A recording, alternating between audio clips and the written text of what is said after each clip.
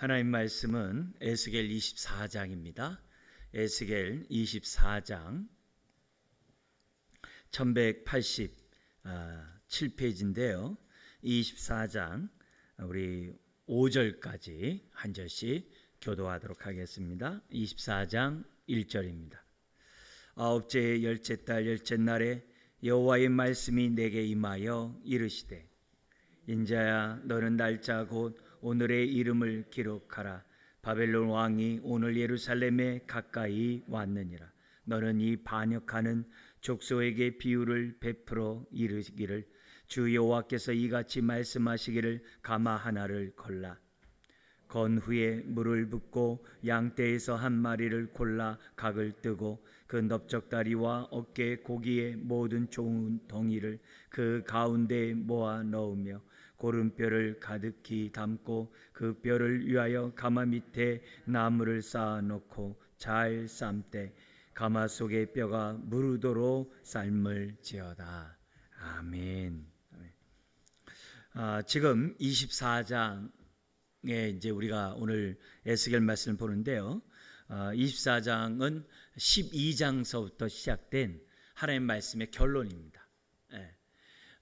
11장까지가 에스겔의 그 부름받음, 선지자로 부름받음과 함께 예루살렘의 그러한 죄악상, 그 우상 숭배에 관한 그런 내용들을 기록했다고 한다면, 그러기 때문에 12장에서부터 24장까지는 예루살렘과 예루살렘의 주민은 멸망당할 수밖에 없다. 이런 말씀을 12장에서부터 24장까지 하고 있습니다. 그래서 12장에 처음부터 멸망을 예고하고 이런 멸망 가운데서 특별히 거짓 선지자들의 멸망을 강조해요. 왜냐하면 백성들로 하여금 하나님의 마음과 뜻을 제대로 전달한 것이 아니라 백성들이 듣고 싶어하는 말만, 그런 거짓된 그러한 예언을 했기 때문에 그 거짓 선지자는 멸망받을 수밖에 없다. 그러면서 그 거짓 선지자의 그 멸망과 함께 그렇다고 백성들의 책임이 없느냐? 백성들의 그 책임도 그 죄악이 너무 크다. 그런 얘기가 이제 뒤에 13장에서 거짓 선지자, 그래서 14장에는 그 개인의 그러한 죄악된 책임을 묻습니다. 그러면서 쓸모없는 포도나무가 되었다. 정말 불에 탄 아무 쓸모없는 그런 포도나무가 되었다. 그런데 이런 삶은 너희 때뿐만 아니라 저 애굽에서부터 출애굽한 그 시대에서부터 항상 하나님 앞에 이렇게 악을 범한 너희 조상이고 너희 후손이다. 그러면서 그 역사적으로 볼 때 정말 의인은 없나니 하나도 없는 것처럼 이 백성이 정말 하나님의 뜻 가운데 살지 못했다. 그런 역사 회고를 16장에 쫙 얘기를 해요. 근데 마지막에 그러나 내가 이 백성과 새 언약을 맺으리라.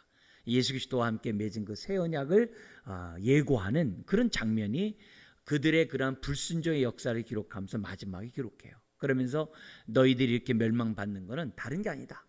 언약을 배반했기 때문이다. 그 배반한 그 결과 너희들은 바벨론으로부터 심판을 받을 수밖에 없다. 그 얘기가 이제 우리 앞에서 봤던 21장까지 나와 있던 내용이에요. 그러면서 22장, 23장에서는 이제는 거짓 선지자가 아니라 이런 종교 지도자, 정치 지도자들, 특별히 왕을 비롯한 그런 이 싹군들의 고관들, 이런 자들, 그런 자들의 그런 죄악을 갖다가 낱낱이 고하면서 특별히 백성 가운데서 뭔가 부자와 힘 있는 그런 자들의 그런 죄악을 22장, 23장에서 설명을 해요. 그리고 나서 마지막에 이제 결론 부분이 24장. 오늘 우리가 보는 이 결론인데 똑같이 12장처럼 예루살렘의 멸망을 예고하고 있는 그런 장면입니다. 오늘 본문은 이 두 부분으로 나눕니다. 1절부터 14절까지는 이 속담을 통해서 예루살렘이 멸망할 것이다. 그러면서 어떤 속담을 얘기하냐면 녹슨 가마의 그러한 속담을 통해서 멸망할 것이다. 그리고 그 뒷부분에 대해서는 이 15절부터 27절까지는 에스겔의 아내의 급작스러운 그 죽음, 그리고 그 죽음 앞에서도 그 뭐냐면은 그 정말 애도하지 않는 어떤 그런 모습을 통해서 예루살렘이 급작스러운 애도도 할 순간도 없이, 그 시간도 없이 급작스럽게 바벨론 멸망당하고 포로로 끌려오게 된다고 하는 이런 상황을 에스겔이 자신의 아내가 죽는 그런 표징을 통해서, 그런 징조를 통해서 하나님 뭐냐면 이렇게 예루살렘이 급삭도로 멸망할 것이고, 또 이렇게 정말 이 장례를 치를 겨를도 없이, 정말 애곡할 그런 시간도 없이 이렇게 졸제 예루살렘 멸망할 것이라고 하는 그런 징조를 15절 이하에 얘기를 합니다. 그러니까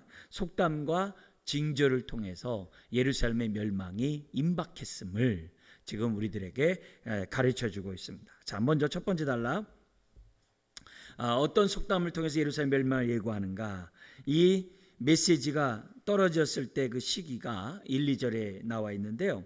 아홉째 해 열째 달 열째 날에 이렇게 기록되어 있습니다.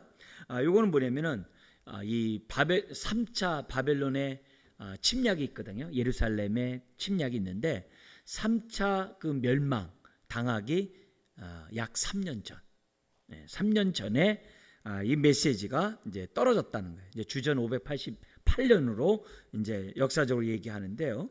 요때는 또 어느 때냐면은 두 번째 바벨론 침략 때 포로로 끌려간 여호야긴이 있죠. 여호야김의 아들 여호야긴이 끌려간 지 약 3년, 2년 반이 지냈던 그때 뭐냐면은 바벨론 왕이 다시금 이 배반한 이 유다를 갖다가 점령하기 위해서 성을 에워싸는 그런 때를 갖다가 지금 1절에 설명하고 있습니다. 그러면서 2절에서는 그날 바벨론이 지금 예루살렘을 둘러싸고 계시한 그 날을 기록하라고 2절에 기록되어 있습니다. 자, 그러면서 이 속담을 얘기를 하는데 이렇게 얘기합니다.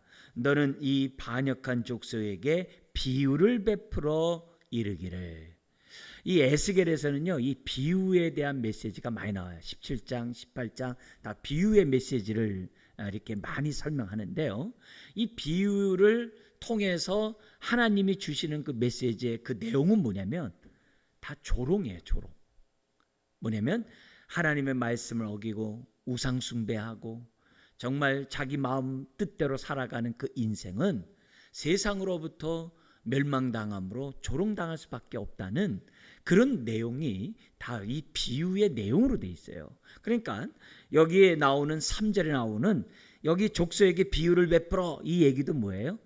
예루살렘 멸망과 함께 이 유다 백성이 조롱을 당한, 아주 무시와 수치를 다 당한다라고 하는 그런 내용을 지금 우리들에게 미리 예고하고 있는 내용이 바로 이 비유입니다. 그러면서 뭐라고 하면은 주 여호와께서 이같이 말씀하시기를 가마 하나를 걸라. 그리고 양을 잡아다가 어떻게 돼요? 거기다가 아주 그냥 우리가 말하는 설렁탕 이렇게 끓이듯이 아주 푹 고라는 그런 얘기죠. 아주 그런 고라는 그런 내용이 여기 지금 이 4절 5절에 기록되어 있습니다. 그러니까 가마가 있고 그 가마 안에 고기가 있는 거예요. 우리는 이 말을 들으면 그냥 그런가 보다 이렇게 얘기하는 게 아니라 이미 앞에 하나님의 말씀을 우리는 배웠어요. 이 앞에서 배웠기 때문에 요 가마에 대한 요 얘기를 보면 앞에서 어떤 얘기가 있냐면은 예레미야 선지자가 바벨론을 배반하지 말라 하면서 예레미야 선지자 눈물로 통곡을 했어요. 아주 그냥 간청을 했어요. 바벨론 배반하면 안 된다. 애굽 편 들으면 안 된다 하면서 바벨론 배반하지 말라. 뭐 이런 메시지였음에도 불구하고 유다 사람들이 콧방울 꼈어요. 듣지 않았어요. 심지어 뭐냐면은 멸망이 임박했다라고 얘기하더라도 거짓 선지자, 우리 아까 13장에서 거짓 선지자들의 그 심판이 있다고 했잖아요. 그 거짓 선지자들이 예루살렘 성전은 절대로 멸망하지 않는다. 왜? 하나님의 성전이니까. 그리고 바벨론 포로를 끌려간 자 곧 돌아오리라. 왜? 전능하신 하나님이니까. 그래서 백성들이 듣고 싶어하는 그런 말만 해요. 근데 뭔 얘기 안 해요? 회개에 대한 하나님 메시지는 전하지 않아요. 그러면서 좋은 얘기만 하는, 그런 상황이에요. 그런 상황에서 예루살렘에 있는 그런 사람들이 무슨 생각했냐면은 이 예루살렘은 견고한 가마솥과 같다는 거예요. 그리고 그 솥에 그 예루살렘의 안에 있는 그 백성은 그 견고한 가마솥에 있는 고기와 같다는 거예요. 그래서 안전하다라고 얘기를 했던 거예요. 거기에 대해서 우리 하나님께서는 예수기를 통해서 뭐예요? 그들의 생각을 뒤바꿔 버리는 거예요. 그게 바로 가마의 비유예요. 그러니까 이 얘기가 밑도 끝도 없이 나온 것이 아니라 그들의 잘못된 생각을 갖다가 우리 하나님께서 의도적으로 그들이 한 말을 뒤집어 놓음으로 이 예루살렘의 멸망은 곧 언약의 심판의 결과고 하나님으로부터 온 심판이라는 것을 그들은 뭐예요? 깨달아야 했던 거죠. 그러니까 그들이 쓰는 그 말을 뒤집어서 얘기를 하는 거죠. 그래서 이 가마에 대한 이 얘기가 11장이 뭐냐면 그 앞에 내용이 결론인 것처럼 여기 나오는 24장 역시 뭐예요? 다 뭐예요? 12장서부터 나오는 모든 것의 결론임을 우리들에게 가르쳐 줍니다. 그런데 이 가마는 누굴 말하냐면 예루살렘을 얘기를 하는 거죠. 그리고 그 안에 있는 고깃덩은 누구에게 했어요? 예루살렘에 있는 주민을 이제 우리들에게 가르쳐 주고 있는 것을 보게 됩니다. 자, 이런 모습 속에서 오늘 우리들이 이 신앙생활 이 모습 하면서 우리 여러분이 좀 확인하고 싶은 얘기가 있는데요. 11장 3절 한번 보겠습니다. 에스겔 11장 3절.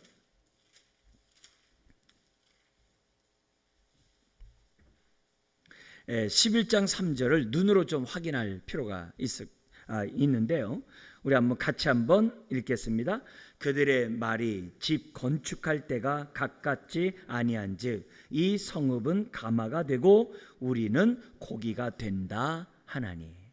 바로 요 11장이 그 앞의 내용의 결론인데 가마가 나와요. 근데 그 가마는 어떤 가마였냐면 자신들이 뭐예요? 안전하게 예루살렘이 멸망하지 않고 그 안에서 보호받는다 이렇게 결론이 난 거예요. 이건 하나님의 뜻이 아니죠. 근데 이 똑같은 이 얘기가 지금 오늘 우리가 읽은 24장 3절 이하의 말씀의 그대로 반복되고 있다는 것을 우리들에게 보여줍니다. 자, 그런데 이 가마가 어떤 가마냐면 12절에 보면요, 녹슨 가마래요. 예, 이게 뭐냐면 녹이 그 속에서 뭐냐면 벗겨지지 않는데요. 가마인데 그 가마가 녹이 설어가지고 도대체 그 녹이 벗겨지지 않는 그 가마에다가 고기를 삶는 거예요. 그러니까 가마도 똑같은 가마가 아닌 거죠. 아주 녹이 쓴 그 가마라는 것을 12절에 설명을 해요. 옛날에는요, 이 구약시대에 음식을 이렇게 이렇게 삶을 때에는 보통 흙으로 만든 그 그릇에다가 우리 뚝배기 같이 흙으로 만든 그곳에서 고기를 삶았어요. 근데 구리에다 삶는 그 고기는 어떤 고기냐면은 성전에서 하나님 앞에 화목제물로 드리는 그 제물을 삶을 때 구리 그러니까 녹그릇에다가 삶게 돼 있어요. 그러니까 그와 연관해서 이 메시지를 본다면은 이 화목제는 뭡니까? 일부의 제물만 드리고 뭐 뒷다리면 뒷다리고 이렇게 일부만 드리고 나머지는 다 어떻게 돼요? 그 제사를 드리는 사람들과 거기에 뭐냐면 제사장들과 함께한 사람들이 정말 즐겁게 먹는 그런 제사가 화목제가 돼요. 근데 이런 화목제 특징은 뭐냐면은 하나님과의 교제에 대한 하나의 상징이거든요. 그러니까 이스라엘 백성이 정말 녹그릇 속에서 가마솥에서 고기로서 그들은 어떻게 돼요? 사실 하나님 앞에 특별한 존재로 인정받았죠. 어떻게 거룩한 하나님 앞에서 교제하면서 살아갈 수 있는 백성이 될 수 있었겠어요? 그만큼 특별한 존재라는 그 의미가 그런 화목제를 삶는 그 그릇을 통해서 제물을 통해서 그들은 생각했다는 거예요. 그런데 여기 백성이 그런 내용인데 그럼에도 불구하고 앞에서 22장 23장 같은 데 보니까 어떻게 돼 있어요? 피 흘리기를 즐겨하고 우상 숭배하고 악을 행하는 자로 전락했다는 게 22장 23장에 나오는 내용이잖아요. 그러니까 그런 존재가 되었다는 거죠. 그리고 그들이 얼마나 악을 행했는지 6절 이하에서 6절 8절에 기록되어 있는데요, 이렇게 되어 있습니다. 제가 한번 여러분들에게 읽어드릴게요. 그러므로 주 여호와께서 이같이 말씀하셨느니라. 피를 흘린 성읍 녹슨가마 곧 그 속에 녹을 없이 하지 아니한 가마여 화하신저 제비 뽑을 것도 없이 그 덩이를 하나하나 꺼낼지어다. 그 피가 그 가운데에 있으며 피를 땅에 쏟아 티끌이 덮이게 하지 않고 맨 바위 위에 두었도다. 내가 그 피를 맨 바위 위에 두고 덮이지 아니하게 함은 분노를 나타내어 보응하려 함이로다. 이게 얼마나 악을 이들이 범했냐면은 이 피를 흘리면 흙으로 덮어야 되거든요. 그게 레위기 17장 13절에 있는 메시지예요. 그러니까 무고한 자의 피를 흘려놓고 그 피를 갖다가 그래도 흙이라도 덮어버려야 되는데 덮지 않으므로 거룩한 땅을 갖다 부정하게 만든 거예요. 더럽게 만든 거거든요. 그래서 예루살렘이 뭐냐면 이 죄악된 피로 물들어 버리게 했다는 거예요. 그렇게 악을 범했기 때문에 하나님이 어떻게 돼요? 너희들의 죄에 따라서 심판하는 증거가 6절에서부터 8절까지 내용이에요. 6절 8절 내용이에요. 그러니까 이 지금 6절 8절에서 6절 8절은 뭐냐면 예루살렘에 대해서 녹슨 가마라고 돼 있어요. 그리고 그 녹을 갖다 어떻게 돼요? 어디요? 없이 하지 아니한 가마요. 도대체 회개할 줄 모르고 하나님 앞에 정말 엎드려 자복할 줄 모르고 여전히 그 불의와 악을 피 흘리기를 즐겨하는 그런 사람이 되었다는 것을 지금 뭐예요? 이런 비유를 통해서 설명하고 있다는 거죠. 심지어는 거기 보면 6절 하반절에 1, 2차 포로를 끌려갈 때에 제비 뽑아가지고 사람을 뽑아갔어요. 어느 집안에서 누구를 뽑아가고 누구를 뽑아 그렇게 갔어요. 1, 2차 때는요. 근데 3차 때는요.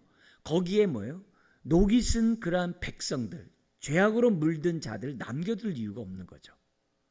그러니까 어떻게 돼요? 다 쓸어버리겠다는 거예요. 이게 3차의 그 마지막 그 심판의 무서움이 6절부터 8절에 곳곳에 나오는 것을 보게 됩니다. 특별히 여기 보면 7절에 보면 그 피가 그 가운데 있으며, 여기서 그 피라고 되어 있는데요, 실질적으로 뭐냐면은 그녀의 피예요. 예루살렘을 여성으로 받아요. 우리는 남성 여성 상관없이 막 씁니다만 이 히브리어나 신약의 헬라어는 남성 여성을 정확히 써요.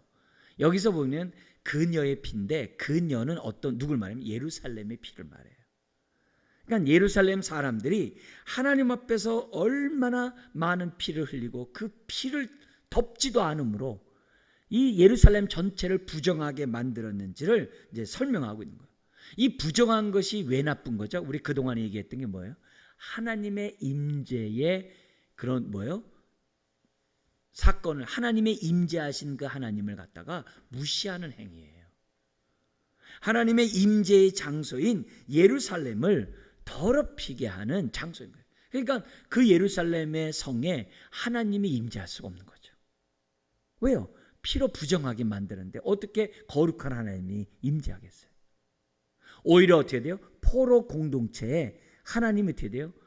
임재하시겠다라는 게 에스겔이거든요. 에스겔이거든요. 그래서 그런 의미에서 이만큼 하나님 앞에 그들이 어떤 죄를 범했는지를 6절에서 8절에 설명하고 있는 겁니다. 그리고 나서 9절부터 14절에 보면은 이렇게 녹이 쓴 예루살렘을 하나님이 어떻게 멸망시킬 것인지 9절부터 14절에 설명하고 있어요. 먼저 첫 번째는 뭐냐면 10절 11절에 국물을 졸이고 그 뼈를 갖다 뭐예요? 태운대요. 녹슨 가마에서요 그 뼈를 갖다가 태우는데요. 그러면서 가마가 빈 후에는 숯불 위에 놓아 뜨겁게 하며 그 가마의 놋을 달궈서 그 속에 더러운 것을 녹게 하며 녹이 소멸되게 하라, 이렇게 돼 있어요. 이게 뭐냐면 고기를 먹는 게 아니라 다 태워가지고서 다 뭐예요? 녹이 쓴 그거와 함께 먹을 것이 될 수가 없는 그런 모습이 된다는 거예요. 이 말은 뭐에 대한 비유냐면 완전히 멸망시키겠다고 하는 하나님의 그러한 준엄한 명령의 말이에요. 다 태워서 버리겠다는 거죠.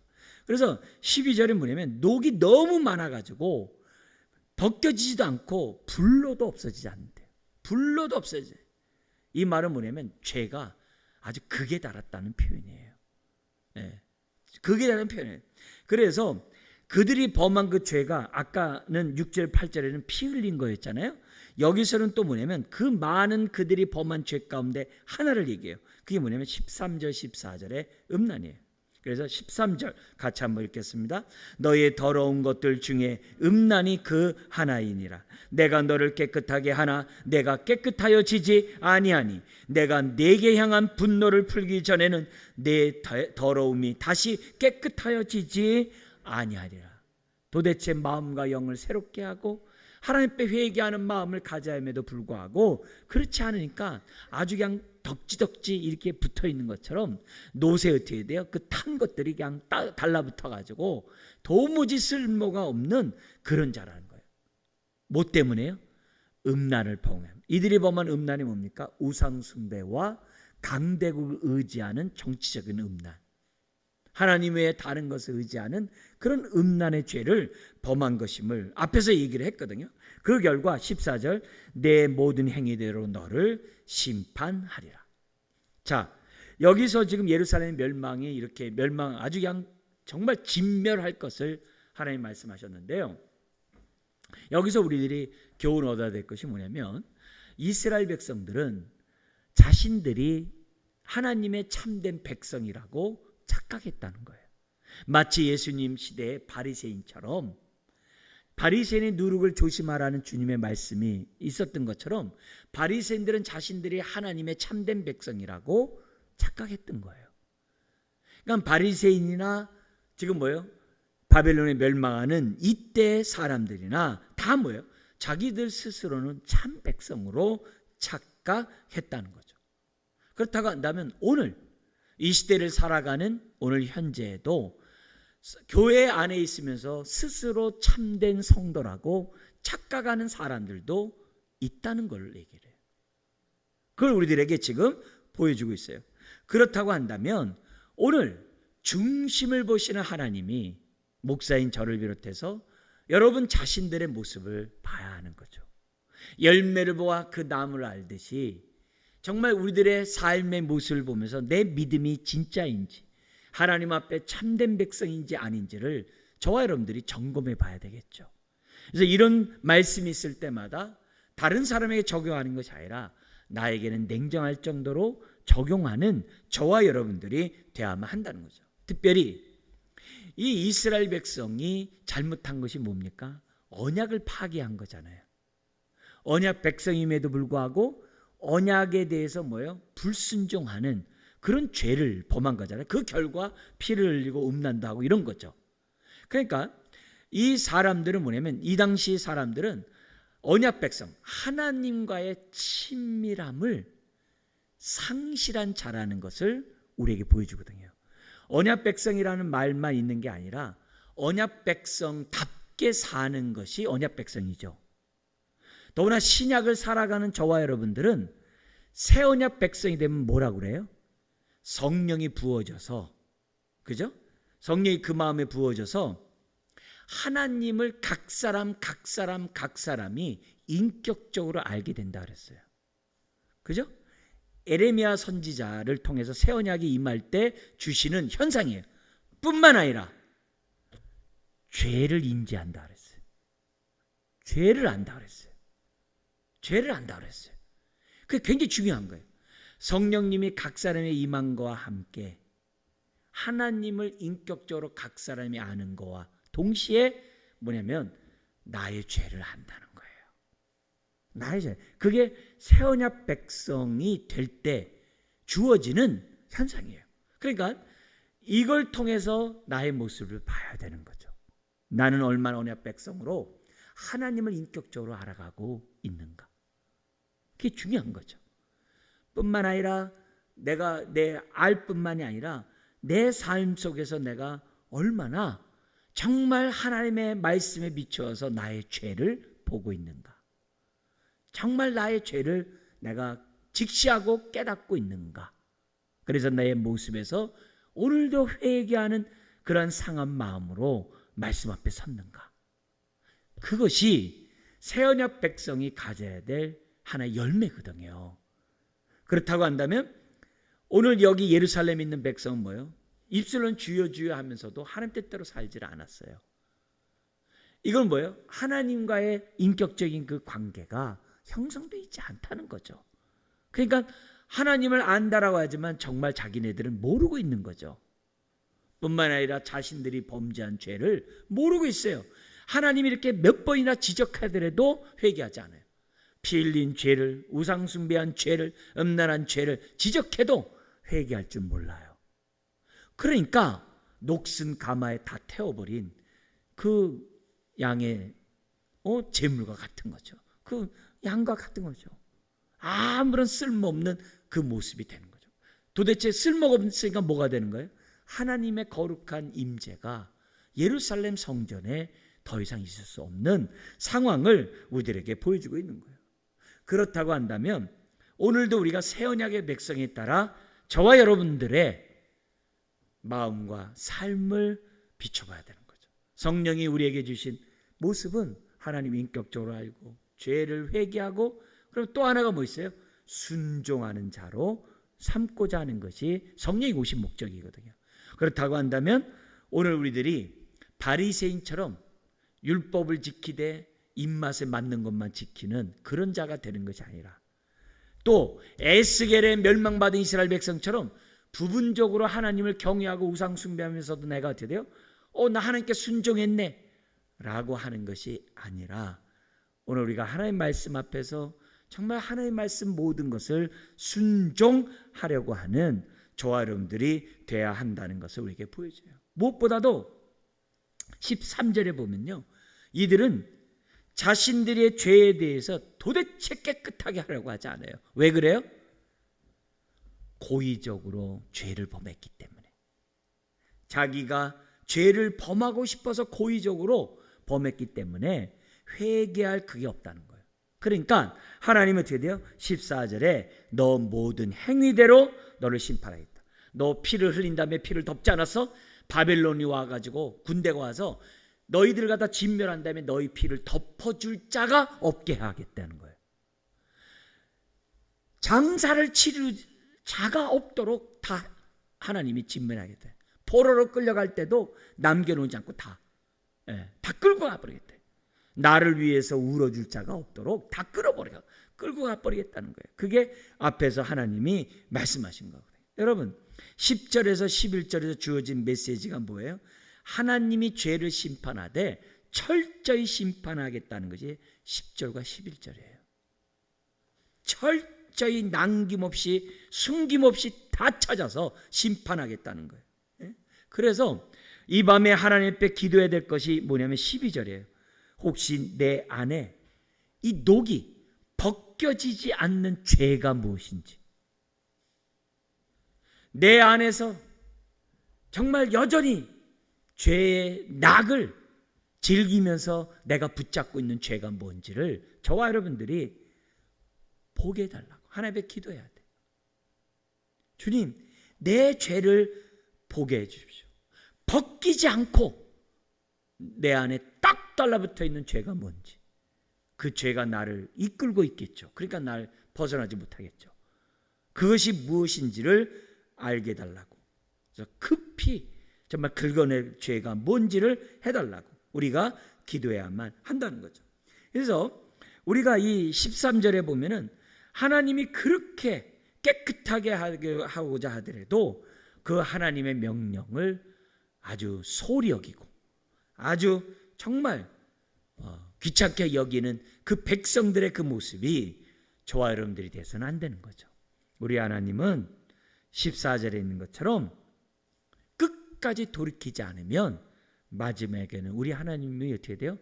다 심판에 버리시겠다고 하는 것이 14절입니다. 그래서 이 밤에 우리들이 기도하면서 내가 붙잡고 있는 죄악, 내가 잠시 죄악의 낙 가운데 즐기고 있는 그 죄악, 나로 하여금 끊임없이 범죄하게 하는 그 죄악, 그 죄에 대한 그 향취를 이 밤에 우리가 다 성령으로 정말 긁어내고 씻어내고 다시금 우리가 새 언약 백성답게 주 앞에 설 수 있는 이 밤이 되게 달라고, 이 시간이 되게 달라고 기도하는 저와 여러분들이 되어야 될 줄 믿습니다. 자, 그러면서 두 번째 단락이 나옵니다. 15절부터 27절에 나오는데 이제 표징, 징조를 통해서 예루살렘의 심판이 임박했음을 설명하고 있습니다.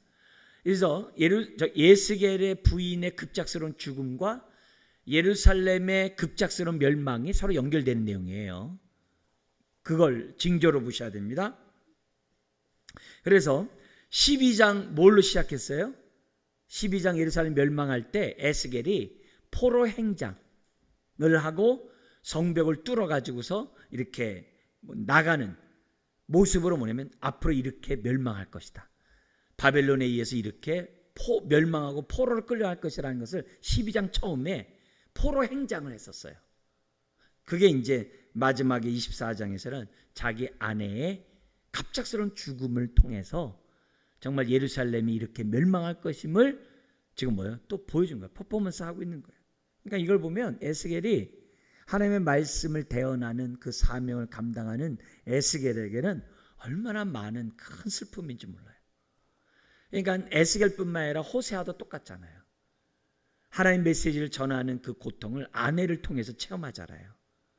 이사야 선지자도 똑같거든요. 예레미야도 똑같거든요. 그러니까 많은 선지자들이 하나님의 말씀을 대언하는 사람들이 삶을 통해서 하나님 메시지를 전했던 것을 보게 돼요. 무엇보다도 가장 큰 정말 충격적인 사건은 에스겔의 아내를 통해서 하나님의 뜻을 전하는 거예요. 그런데도 포로 공동체 이스라엘 백성이 듣질 않아요. 그 메시지를 받질 않아요. 자, 먼저 우리 16절 말씀이 또 임했는데 16절 17절에 뭐냐면 하나님이 갑작스럽게 네 아내에게 죽게 될 거라는 거예요. 근데 그 아내가 어떤 아내냐? 인자야 16절 내가 내 눈에 기뻐하는 것을 이렇게 됐어요. 한 번에 쳐서 빼앗으리니 너는 슬퍼하거나 울거나 눈물을 흘리거나 하지 말며, 심지어 장례 의식을 치르지도 말래요. 16절 17절 여기서 아내를 갖다 뭘로 표현했냐면 기뻐하는, 이렇게 표현을 썼어요. 근데 이 기뻐하는 이 단어가 똑같은 단어가 21절에 있어요. 이스라엘 백성이 예루살렘을 향하여 갖는 그 마음이 뭐예요? 기뻐하는 마음이었어요. 그 단어가 똑같아요.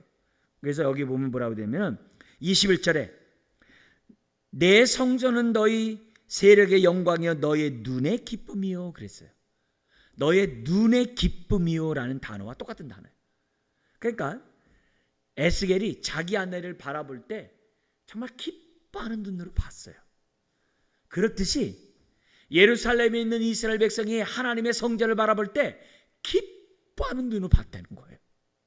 똑같은 기쁨이에요. 그런 눈으로 똑같이 써요. 이렇게 쓰므로 뭐냐면은 에스겔이 아내를 기뻐하는 눈으로 봤는데 갑자기 죽은 부분은 어떻게 돼요? 슬픔이 확 오는 거죠. 자기 아내가 죽었으니까. 이 유다 백성은 뭐가 되는 거예요? 자기네 기뻐하는 성전 한껏 무너져 버렸어요.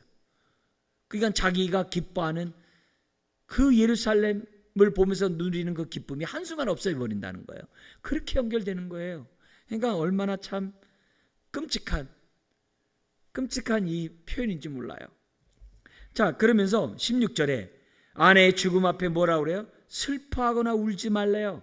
17절에는 뭐냐면요, 오히려 조용히 탄식하며 수건으로 머리를 동이며 발에 신을 신고 입술을 가리우지 말라 그래요. 요거는요 그 당시 장례와 반대예요. 사람이 죽으면요 머리에 티끌이나 재를 뒤집었거든요. 근데 수건을 뒤집어 쓰래요. 신을 벗었는데요 여기 신을 신으래요. 그리고 너무 슬퍼하기 때문에 입 아랫부분을 가렸거든요. 가리지 말래요. 가리지 말래요. 심지어 17절 하반절에 초상집에서 뭐예요? 초상을 당하는 그 사람을 위해서, 그 집을 위해서 이웃들이 밥을 갖다 줬어요. 왜냐하면 초상당하는데 무슨 밥할 시간 어디 있어요? 울고 있는데. 그러니까 이웃 사람들이 밥을 가져다가 초상당한 집에게 밥을 주는 거예요. 그럼 그 밥을 먹으면서 어떻게 돼요? 애곡을 했단 말이에요. 근데 뭐예요? 그것마저 하지 말라는 거예요. 그리고 뭐예요? 오히려 탄식하라고 기록되어 있다는 거예요. 우리가 볼 때는 이 얘기가 너무 좀 무자비한 것 같아요. 아내가 죽었는데도 애도 탄식도 하지 말고, 이게 너무 저한 것 같아요. 근데 이게 뭘 얘기한 거예요? 예루살렘이 졸지에 멸망함으로 장례치를 순간도 없다는 거예요. 그 너무나도 충격해가지고요, 울 상황도 아닌 거예요. 너무나 기가 막힌 상황이 벌어지기 때문에 거기에 대한 그 퍼포먼스로 에스겔에게 지금 뭐예요? 시청각적으로 포로 공동체들에게 보여주라 이게요. 그 얘기예요. 그러니까 예루살렘 백성이 얼마나 충격적인 그런 멸망을 당할 것인지를 정말 황급히 정말 이 쫓겨나오고 산 자들이 다 끌려오게 되는지를 아주 극적으로 표현한 이 모습을 아내의 죽음을 통해 보인 거예요. 그러면서 18절에서부터 24절에 에스겔이 아내가 죽었음에도 불구하고 그렇게 하는 모습을 보면서 주변 사람들이 묻는 거죠. 왜 그러냐? 그럴 때 뭐냐면 해석해 주라는 거예요. 예루살렘이 급속도로 급격 내 아내처럼 죽음을 당할 것이고 울 그런 상황도 안 될 정도로 멸망당할 것이라는 얘기를 하라는 거예요. 갑작스러운 파괴, 멸망을 얘기하라는 거예요. 그러면서 21절 우리 같이 한번 읽겠습니다. 너는 이스라엘 족속에게 이르기를 주 여호와의 말씀에 내 성소는 너희 세력의 영광이요 너희 눈의 기쁨이요 너희 마음의 아낌이 되거니와 내가 더럽힐 것이며 너희의 버려둔 자녀를 칼에 엎드러지게 할지라. 1, 2차 포로 때 남겨둔 자녀들 다 칼로 심판하겠다는 거예요. 왜요? 남아있는 자식들이 정신이라 차리고 회개하고 돌아오면 좋은데 다 악을 행하니까 하나님이 그렇게 하겠다는 거예요. 그래서 우리 하나님이 뭐라고 되냐면 특별히 무서운 말이 뭐냐면 내가 더럽히겠대요. 하나님이 더럽히겠대요. 하나님이 예루살렘을 더럽히겠대요. 이 말은 무슨 말이에요? 너무 더러워서 하나님이 뭐예요? 백성들의 기대를 저버리겠다는 거예요. 예루살렘 성전은 안 무너질 거야. 아니야, 무너뜨리겠다는 거예요. 우리 하나님. 그러니까 마음이 떠난 그 신앙을 하나님이 버리신다는 것을 우리에게 충격적으로 지금 주고 있는 메시지입니다. 그러면서 22절 23절이 뭐냐면 예루살렘 주민이 아까 얘기한 것처럼 음식도 먹지 못하고 울지도 못하면서 정말 어떻게 돼요? 포로로 끌려가게 됐거라는 거죠. 그때 어떻게 돼요? 여기 23절에 보니까 수건으로 머리를 동인 채 발에 신을 신은 채로, 장례를 하면 신을 벗지만 포로를 끌려갈 거니까 에스겔처럼 신을 신는 거죠. 슬퍼하지도 아니하고 울지도 아니하고 죄악 중에 패망하여 피차 바라보고 탄식하리라. 피차 바라보고. 근데 여기 탄식이란 단어가요, 우리 성경 그냥 똑같은 사람의 탄식, 에스겔의 탄식 똑같은 탄식이에요. 근데 이 단어 자체가 히브리어는 달라요. 에스겔이 아내 죽으면서 죽음 앞에 탄식하는 그 탄식은 사람의 탄식이에요. 근데 여기서 나온 탄식은요, 짐승의 탄식이에요. 그럼 왜 하나님은 짐승의 탄식을 여기 이 단어로 썼을까요? 다른 게 아니에요. 예루살렘의 이스라엘 백성이 우상을 숭배함으로 우상을 닮아버린 거예요. 그래서 앞에서는 코를 막 다 제거한다고 그랬잖아요. 우상같이 만들어버리겠다고 그랬잖아요. 그 얘기예요. 우상 숭배한 결과 어떻게 돼요? 우상처럼 되었는데 그 우상들이 다 뭐예요? 다 짐승의 우상이거든요. 주변 나라가 다. 바벨론도 다 짐승이잖아요. 짐승의 그런 우상이거든요. 그러니까 결국 어떻게 돼요? 짐승같이 되어서 짐승같이 뭐예요? 탄식한다는 거예요. 아주 굉장히 무서운 말씀이 아닐 수가 없어요. 그냥 탄식이 아니에요. 짐승의 탄식이에요. 더구나 이 패망은요, 여기 보면 패망하여 피차 바라보며 짐승처럼 운다라고 되어 있잖아요. 이 패망한다는 단어 자체가 부패하다 이 말이에요. 사람이 사람답지 않은 그 모습을 갖다가 여기 패망이라는 단어를 썼어요. 사람이 부패하면 어떻게 돼요?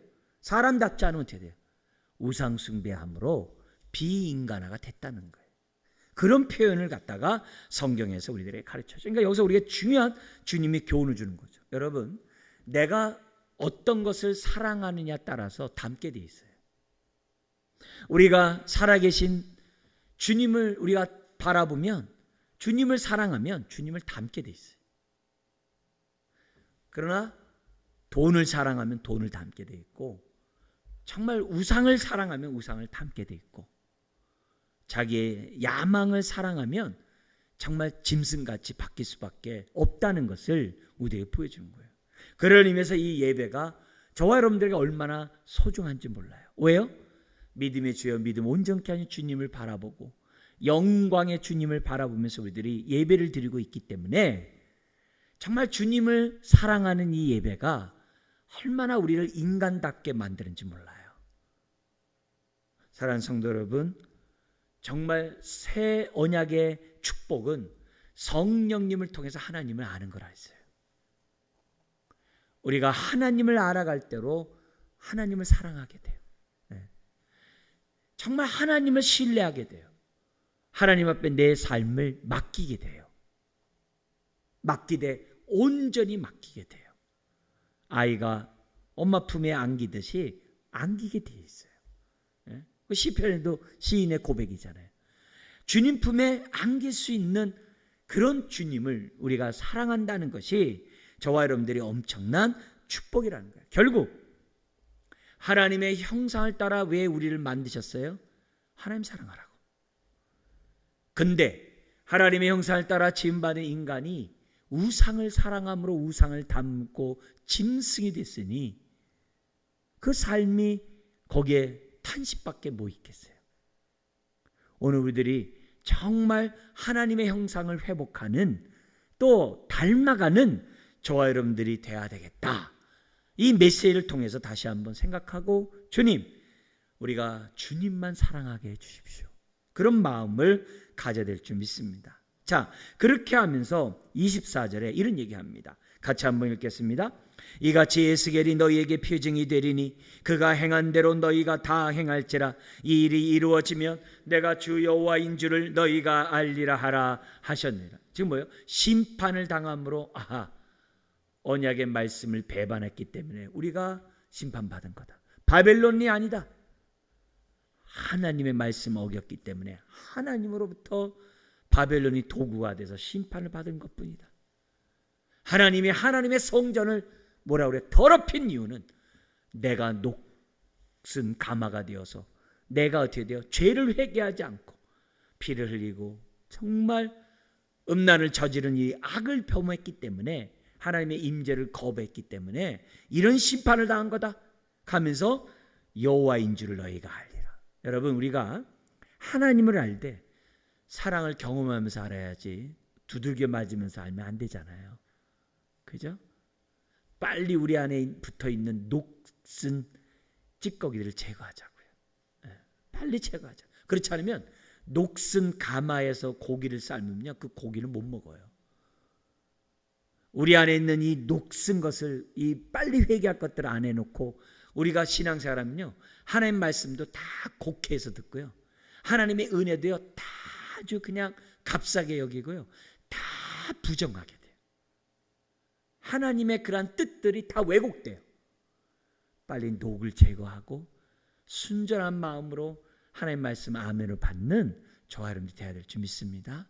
자, 그러면서 마지막 25절에서 또 나오는 말씀을 보면은, 인자야, 내가 그 힘과 그 즐거워하는 영광과 그 눈이 기뻐하는 것과 그 마음이 간절하게 생각하는 자녀를 데려가는 날, 곧 그날에 도피한 자가 너에게 나와서 내 귀에 그 일을 들려주지 아니하겠느냐.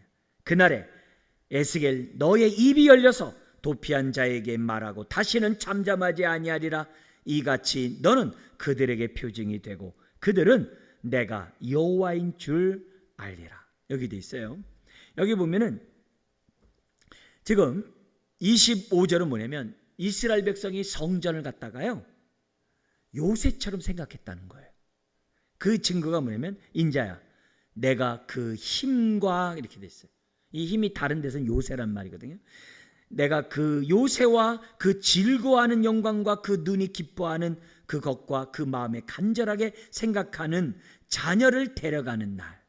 그러니까 예루살렘 성전을 갖다 요새처럼 다 신뢰를 했어요. 그래서 예루살렘에 있는 백성은 안 망한다 생각했고 바벨론 포로 끌려온 자들도 그렇게 믿었어요. 왜요? 거짓 선지자 때문에 13장에 나오는 그렇게 믿었어요. 그러나 하나님 뭐예요? 마음이 할례받지 않고 마음이 먼 녹이 쓴 그들의 그러한 모습을 하나님 받지 않으셨어요. 그래서 우리 11장까지 보면 영광이 예루살렘 성전을 떠난 게 나오잖아 앞에요. 그렇게 했다는 거예요. 그러니까 하나님을 우리 안에 임재 가운데 두려면 저와 여러분들이 평소에 뭐 해야 돼요? 녹슨 이것들을 죄악들을 제거하고 평소에 우리가 뭐예요? 하나님의 임재 가운데 살고자 하는 저와 여러분들이 돼야 한다는 거죠. 이것을 망각하면 나도 모르는 사이에 녹이 막 쓸어가지고 은혜도 헛되이 받고 하는 말씀도 순종하라고 욕심의 자녀가 될 수밖에 없는 것이 저와 여러분이 된다는 것을 기억하셔야 합니다. 자, 그리고 나서 바벨론 포로로 끌려 저기서 마지막 때 그 살아남은 자들이 다 포로로 끌려오잖아요. 그럼 에스겔이 있는 곳으로 오게 되잖아요. 포로로 끌려오게 되잖아요. 그럴 때 예루살렘 멸망됐다는 것을 에스겔이 말할 것이에요. 그러면 그때 뭐예요? 에스겔 너의 입이 열리라. 이 말은 무슨 말이에요? 아까 1절은 3년 전에 말씀이 임했거든요. 그러니까 뭐가 돼요? 3년 후에 멸망하거든요.